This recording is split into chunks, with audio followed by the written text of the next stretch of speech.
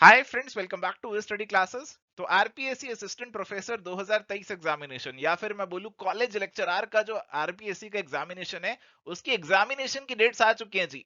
Initially आपका जो general studies का पेपर था उसकी डेट्स आई थी, बट अभी आपके सब्जेक्ट्स की डेट्स भी आ चुकी हैं। एबीएसटी, ईएफएम, बीएडीएम की डेट्स भी आ चुके हैं।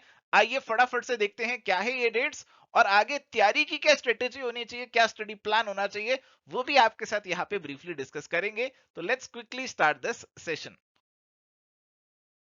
तो प्यारे दोस्तों, ये है जी आपके एग्जामिनेशन की डेट्स। तो आप देख सकते हैं कि एबीएसटी, ईएफएम और बीएडीएम यानी कि बिजनेस एडमिनिस्ट्रेशन का जो एग्जामिनेशन है, it is going to be conducted in May 2024।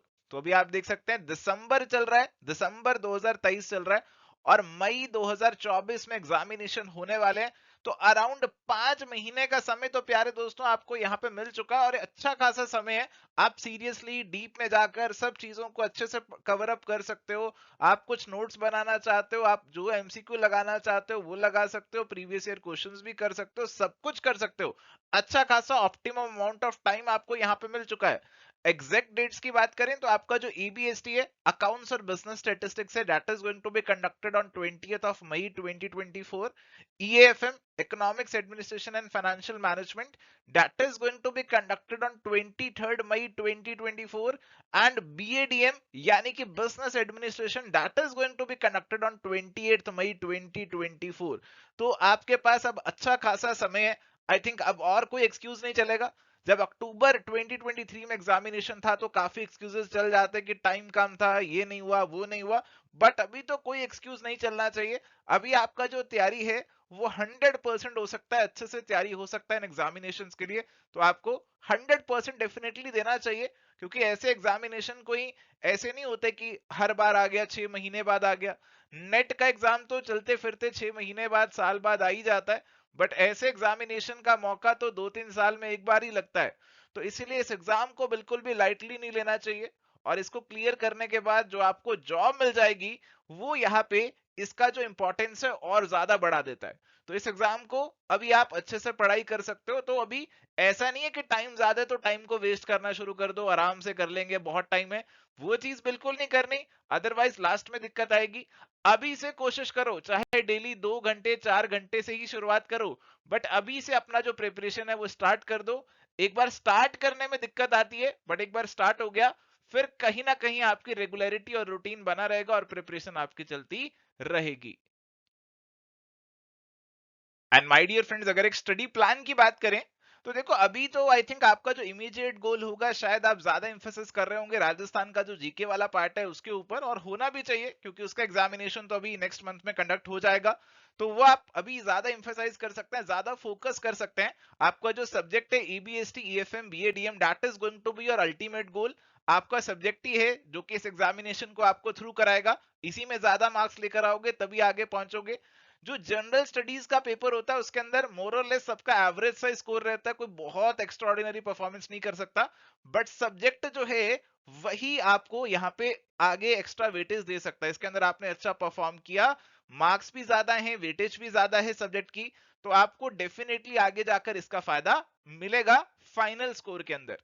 तो अभी तो आप फोकस कर लो, राजस्थान जीके के ऊपर पढ़ाई करो, राजस्थान जीके की, उसके सवाल वगैरह सॉल्व करो, जो फैक्ट्स वगैरह होते हैं हिस्ट्री इकोनॉमी वगैरह वाले, उनको आप याद करना शुरू कर दो। बट आपका जो सब्जेक्ट है उसे भी छोड़ना नहीं है। सब्जेक्ट पे अगर आप डेली 2 घंटे भी दे दो तब भी आई थिंक आपका एक रूटीन यहाँ पे बन जाएगा, थोड़ी सी कंसिस्टेंसी बननी स्टार्ट हो जाएगी और अल्टीमेटली आपकी सब्जेक्ट की जो प्रिपरेशन है उसमें आपको दिक्कत नहीं आएगी। देखो, आपका राजस्थान जीके का जो पेपर है वो अगले महीने कंडक्ट हो जाएगा और इसके बाद आपका केवल और केवल सब्जेक्ट ही रह जाएगा। तब तो इसी पे सारा समय डेडिकेट करना है, डिवोट करना है। बट अभी के लिए सब्जेक्ट को थोड़ा सा कम टाइम दे सकते हो, बट इसका मतलब ये नहीं है बिल्कुल भी इग्नोर कर दो। बिल्कुल इग्नोर करने से बात नहीं बनेगी। आप थोड़ा सा टाइम दो, 1 घंटा 2 घंटे जरूर निकालो सब्जेक्ट के लिए भी। और देखो, सब्जेक्ट की बात करें, क्योंकि हम सब्जेक्ट एक्सपर्ट हैं, तो सब्जेक्ट की बात करते हैं। तो उसके अंदर आपकी कोशिश होनी चाहिए कि आपका जो सिलेबस है उसको आप थॉरोली कवर करो। एबीएसटी, ईएफएम, बीएडीएम, सभी का सिलेबस जो है वो आप थॉरोली कवर अप करके जाओ, क्योंकि ये कॉम्पिटिटिव एग्जामिनेशन है। यहाँ पे एक एक क्वेश्चन, एक एक मार्क्स से सिलेक्शन जो है इधर उधर हो सकता है। तो हर एक चीज को थॉरोली कवर अप करके जाओ। और जो ईएफएम वाले स्टूडेंट्स हैं उनके लिए तो यहाँ पे एक डुअल एडवांटेज है, क्योंकि ईएफएम के अंदर भी इकोनॉमी ऑफ राजस्थान आता है और जनरल स्टडीज ऑफ राजस्थान का जो जीके का पेपर है उसके अंदर भी ये पार्ट आता है। तो कॉमन कंपोनेंट है, आप उसे अभी पढ़ना स्टार्ट कर सकते हैं, उससे आपका सब्जेक्ट भी प्रिपेयर हो जाएगा और राजस्थान जीके भी प्रिपेयर हो जाएगा। तो इस महीना आप उस पर ज्यादा इंफोसिस कर सकते हो, ज्यादा फोकस कर सकते हो। इसके अलावा आपके प्रीवियस ईयर क्वेश्चंस को जरूर लगाना, प्रीवियस ईयर क्वेश्चंस आपको ज्यादा मिलेंगे नहीं, पिछले 2-3 पेपर ही मिलेंगे, आप उनको जरूर लगाना। बीएडीएम का तो शायद एक ही मिलेगा, उससे ऊपर नहीं मिलेगा, तो आप उसे लगाना। इसके अलावा एमसीक्यू प्रैक्टिस, जब भी आप कोई टॉपिक कवर कर रहे हो सिलेबस का, उसके साथ में उसके एमसीक्यू जरूर करो, तो आपको थोड़ा सा आइडिया लग जाता है कि आपने एमसीक्यू पर्सपेक्टिव से टॉपिक को कवर अप कर लिए या फिर नहीं किया। और एमसीक्यू लगाने से वो टॉपिक थोड़ा सा लंबा समय तक आपके दिमाग में रिटेन रहता है।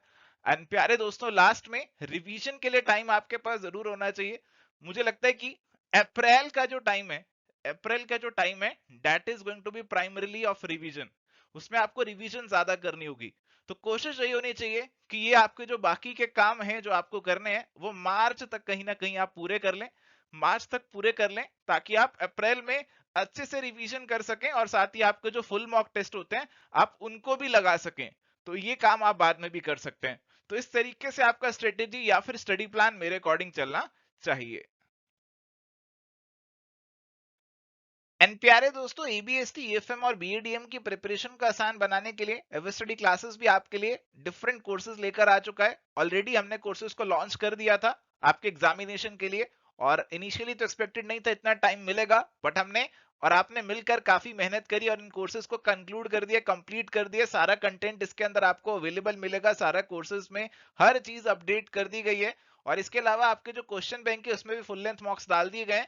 तो आप इन सभी कोर्सेज को चेकआउट कर सकते हैं, इससे आपका प्रिपरेशन थोड़ा सा स्ट्रक्चर्ड मैनर में हो जाएगा।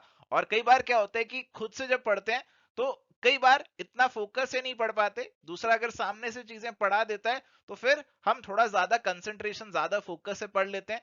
कुछ चीजें ऐसी होती हैं जो हम खुद पढ़ने बैठते तो पूरा एक दिन लग जाता, बट अगर क्लास से पढ़ लें तो 1 घंटे में वो चीजें खत्म हो जाती हैं। तो इसीलिए आपको इन कोर्सेज का बेनिफिट भी जरूर लेना चाहिए इन कॉम्पिटिटिव एग्जामिनेशंस की प्रिपरेशन के लिए, क्योंकि यहाँ पे आपका कोशिश होना चाहिए जल्द से जल्द सिलेबस और क्लासेस कंप्लीट हो, क्योंकि मैक्सिमम टाइम जाना चाहिए कि आप प्रीवियस ईयर क्वेश्चंस लगाओ, मॉक टेस्ट वगैरह लगाओ, उन सब चीजों पे टाइम जाना चाहिए। तो कोर्स का जो आपका कंप्लीशन है उसे फटाफट से कर देना चाहिए मेरे अकॉर्डिंग। और इन सभी कोर्सेज पे भी आपको फ्लैट 40% ऑफ भी मिल जाएगा। प्रोमो कोड फ्लैट 40 आप अप्लाई कीजिए, ये ऑफर एक लिमिटेड पीरियड के लिए एक्टिव रहेगा। तो आप इन सभी कोर्सेज में एक डिस्काउंटेड प्राइस पे यहाँ पे एनरोल कर सकेंगे। एंड प्यारे दोस्तों, अगर आप कंप्लीट कोर्स लेते हैं तो क्वेश्चन बैंक को अलग से लेने की जरूरत नहीं है, क्वेश्चन बैंक कंप्लीट कोर्स में ऑलरेडी इंक्लूड रहता है। अगर अलग से आप मॉक टेस्ट लगाना चाहते हैं केवल, तो केवल मॉक टेस्ट के लिए आपका ये क्वेश्चन बैंक अलग से भी अवेलेबल है जिसे आप परचेज कर सकते हैं। बट आई वुड एडवाइज कि इस टाइम पे आप कंप्लीट कोर्स के साथ ही जाइए, इसमें आपको ये मॉक टेस्ट तो मिलेंगे मिलेंगे और इसके अलावा प्रैक्टिस के लिए और बहुत सारा भरमार मिलेगा, बहुत सारे क्वेश्चंस आपको मिल जाएंगे प्रैक्टिस के लिए, इंक्लूडिंग यूजीसी नेट के प्रीवियस ईयर क्वेश्चंस भी जो आपके लिए रेलेवेंट होंगे वो भी आपको यहाँ पे मिल जाएंगे। तो इसीलिए आई वुड एडवाइज कि इस समय कंप्लीट कोर्स की तरफ जाना ही ज्यादा आपके लिए फ्रूटफुल रहेगा। सो थैंक यू प्यारे दोस्तों।